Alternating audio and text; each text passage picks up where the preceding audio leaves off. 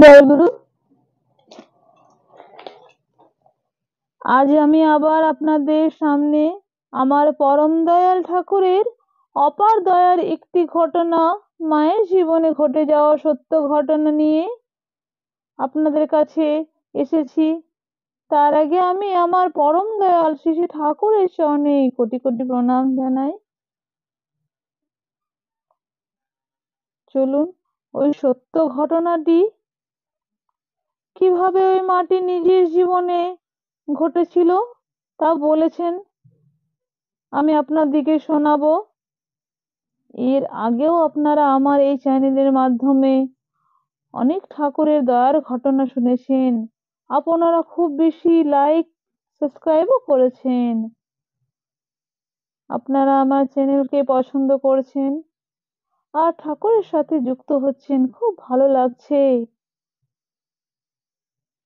আবার আপনাদের কাছে আমার একটা অনুরোধ, যারা আমার চ্যানেলকে সাবস্ক্রাইব করেনি তারা দয়া করে সাবস্ক্রাইব করে দিবেন।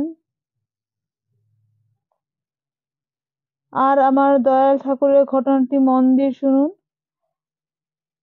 ভিডিওটি কোথাও স্কিপ করবেন না, একটু ধৈর্য ধরে শুনুন। চলুন আর বেশি সময় না নিয়ে আমি সরাসরি ঘটনাটি আপনাদের সামনে রাখছি। জয় গুরু। এই ঘটনাটি সে মাটি বলছেন অনেকদিন আগেকার ঘটনা। তখন সেই সালটি ছিল 1964। সেই সময় ওই মাটি তারা থাকতেন দেওঘর হোসেনি লজে। এখন সেই লজটি বর্তমানে তপোবন বিদ্যালয় হয়েছে। মাটি বললেন, আমার প্রথম সন্তান হবে, সন্তান হবার সময় হয়ে যায়। তারপর আমার স্বামী আমায় দেওঘরে একটি সরকারি হাসপাতালে নিয়ে যায়। আমার সন্তান হয়েছে সিজার করে। 9 দিন পর স্টিচ কেটে বাচ্চা নিয়ে বাড়ি এলাম। গরম জলে স্নান করে ঘরে ঢুকলাম। আর বাড়ি আসার 3-4 দিন পর দেখা দিল যে আমার স্টিচ থেকে পুঁজ বেরোচ্ছে।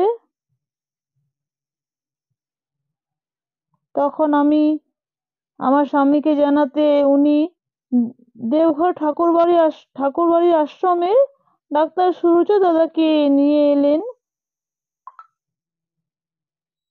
ডাক্তার সূর্য দাদা আমার ঘা দেখে বললেন যে সেলাইয়ে গজ ঢোকাতে হবে, তার ব্যবস্থা করুন। পরের দিন সেই ব্যবস্থা করা হলো। ওই আয়োডিন ভেজা লোহার গজটি দিয়ে আমার ওই পেটের সেলাইয়ের ভেতর ঢুকিয়ে দেওয়া হলো। কি বলবো, সে এক অসহনীয় যন্ত্রণা। তখন আমি ওই যন্ত্রণা সহ্য করে আমার শিশু ঠাকুরকে ডাকছি আর বলছি, ঠাকুর আমি আর কত যন্ত্রণা পাবো। তারপরেও কিন্তু সেপটিক সারলো না, উপরন্তু দেখা দিল প্রচন্ড জ্বর। আর দুবেলা চলছে পেন্সিলিন ইঞ্জেকশন। এইভাবেই দিনের পর দিন হয়ে যায়। 1 মাস হয়ে গেল।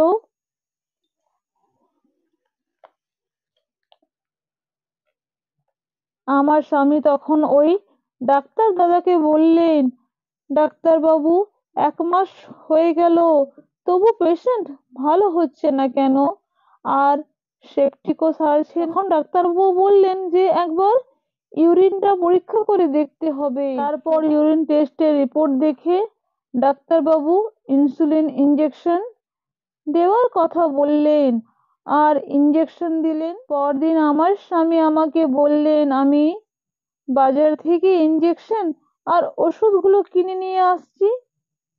তখন আমি বললাম যে শোনো, ওই বাজার যাওয়ার পথে একবার শেষে ঠাকুর বাড়ি গিয়ে ঠাকুরকে প্রণাম করে নিও, আমার তো আর যাওয়া হচ্ছে না।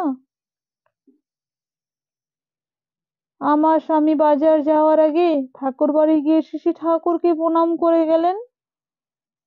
আর বাজার থেকে ওষুধ ইঞ্জেকশন গুলো কিনে নিয়ে যখন ফিরছিলেন তখন তিনি সবজি কেনার জন্য মিনা বাজারের রাস্তা দিয়ে হেঁটে হেঁটে আসছেন।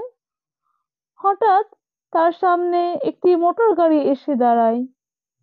আমার স্বামী দেখলেন যে ওই গাড়িতে আর কেউ বসে নেই, বসে আছেন স্বয়ং ডাক্তারবাবু, হাসপাতালের সার্জন, যিনি আমার অপারেশন করেছেন। তিনি আমার স্বামীকে ডেকে বললেন যে আমার পেশেন্ট আর বাচ্চা কেমন আছে।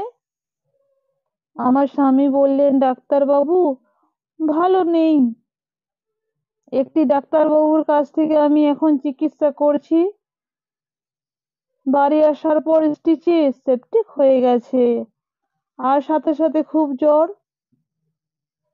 পাশে ডাক্তারবাবুটি বলছেন যে ইনসুলিন দেওয়া হবে। ডাক্তারবাবু আমার স্বামীর কথাগুলো খুব মন দিয়ে শুনলেন। তারপর সার্জন ডাক্তারবাবুটি বললেন যে আমার মনে হয় ওটা সুগার নয়, নেক্টোজেন।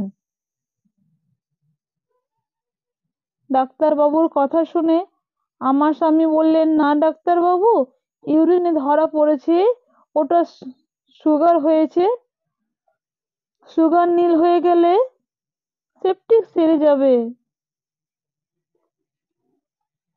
এবার ওই সার্জন ডাক্তারবাবুটি বেশ রেগে গেলেন এবং জোর গলায় বললেন যে সুগার নীল হয়ে গেলে সেপটিক ঠিক হয়ে যাবে, তাহলে কিন্তু আর পেশেন্টকে বাঁচানো যাবে না, পেশেন্টকে বাঁচানো দায় হবে।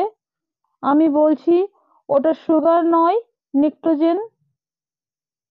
তখন আমার স্বামী একটু শান্ত হয়ে বললেন, তাহলে ওটা কি যেটা ইউরিনে ধরা পড়লো? তখন সেই ডাক্তারবাবু আমার স্বামীকে বললেন যে ওটা কিছুই না, ওটা নেক্টোজেন। অনেক সময় প্রসূতির বুকের দুধে অনেক সময় ইউরিনের সঙ্গে বেরিয়ে আসে। আপনি আমার গাড়িতে বসুন, চলুন আপনার বাড়ি গিয়ে আমি পেশেন্টকে দেখে আসবো যে ব্যাপারটা কি। আর কিছুক্ষণের পরেই তারা চলে এলেন আমার বাড়ি। বাড়ি ঢুকেই আমার স্বামী আমাকে বললেন যে বড় ডাক্তারবাবু এসেছেন, হসপিটালের সার্জন, যিনি তোমার অপারেশন করেছিলেন, বলেই একখানি চেয়ার টেনে বসতে দিলেন। ডাক্তারবাবু চেয়ারে বসে আমাকে দেখলেন, দেখে শুনে বললেন আমার স্বামীকে যে পেটের ড্রেসিংটা খুলে ফেলে দিন আর গজ দেবেন না, সেপটিক জায়গাটা শুধু স্পিরিট দিয়ে মুছে দেবেন,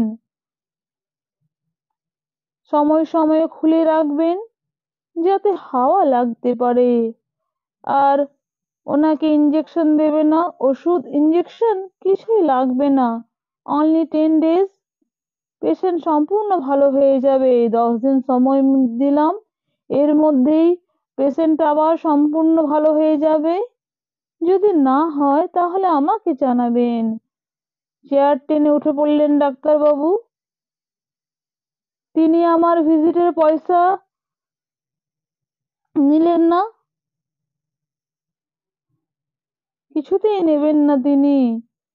শেষে আমার স্বামী ওনার পকেটে জোর করে ঢুকিয়ে দিলেন এবং গাড়ি পর্যন্ত এগিয়ে দিয়ে এলেন ডাক্তারবাবুকে। এমন সময় ঘটে যায় একটি অভাবনীয় আশ্চর্যজনক ঘটনা, যেন এক অলৌকিক ঘটনা ঘটে গেল আমাদের জীবনে। আমার ভুল চিকিৎসায় জীবন মরণ সন্ধিক্ষণে আমার পরম দয়াল যেন হাতে ধরে আমায় বাঁচালেন।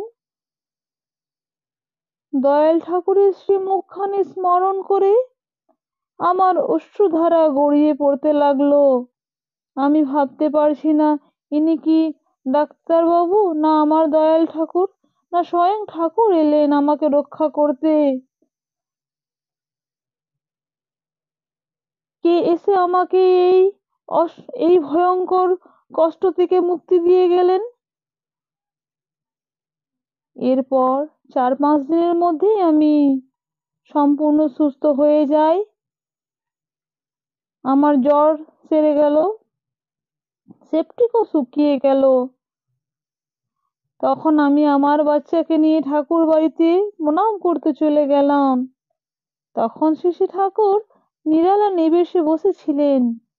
আমি জানলার কাছে এসে দাঁড়াতে ঠাকুর হেসে বললেন, মা, ওকে ঢেকে রাখ, চোখে রোদ লাগবে। দয়ালের হাসি মুখখানা, শ্রীমুখখানি দেখে দর্শন করে আমার প্রাণ ভরে গেল। দয়াল ঠাকুরকে প্রণাম করে উঠতেই ঘর থেকে রেনুমা জানলায় মুখ বের করে হাসি মুখে বললেন, ওগো, তোমার বাচ্চাকে ঢেকে রাখো। ঠাকুর বললেন, রোদ লাগবে।